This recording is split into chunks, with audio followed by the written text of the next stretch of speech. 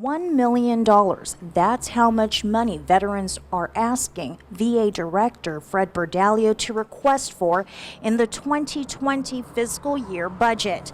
But realistically, based on GovGuam's finances, Bordallo had only anticipated receiving $715,000. But that too has been cut down to a little over $600,000. So we sat down with Bordallo to see how veterans are reacting to the news of the proposed budget cut. The Veterans Commission, Brian Miranda, who's the chair, John Atulai Taitsino, who's the vice chair, and I believe Barry Meat was there, and some members, but they didn't have enough quorum. But we still proceeded because I wanted to explain to them.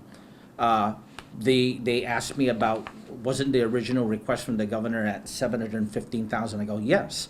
And I explained to them the budget process isn't over yet. Now I explained to the Veterans Commission, this budget for the Veterans Office budgets our staffing at the Veterans Office. So if we looked at the trends of the Veterans Office here, with about roughly, it fluctuated between 8 to 9 employees, sometimes 10, back to 7 employees. No director of the veterans or administrator of veterans ever called for $1 million budget to finance 8 people or 7 people. All right, not one. That's my response to the suggestion from the vice chair of the veterans budget to ask for $1 million.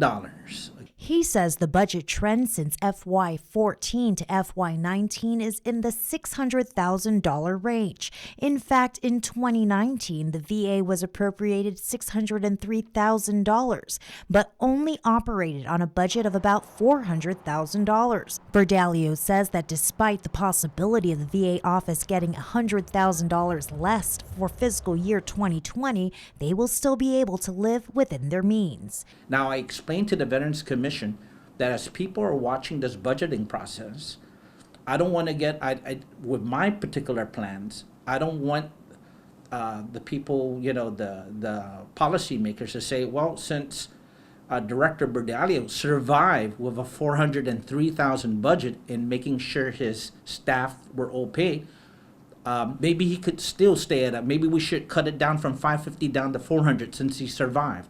Bordallo says the budget is about making sure the staff at the VA's office are paid and trained. The VA office relies on 2 funding sources: appropriated funds from the general fund and non-appropriated funds through Bank of Hawaii, which reimburses the VA for the Veterans Cemetery.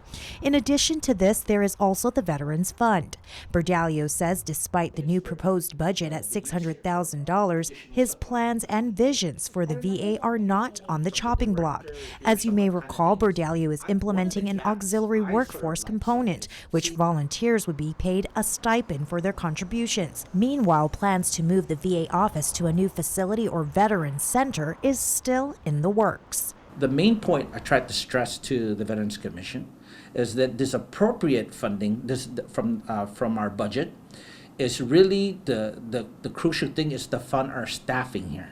So it's unrealistic to ask for $1 million. But I'll tell you this, as I did this transition here, Jolene, I was looking at the different public laws that have been passed in recent years, all the way back. We have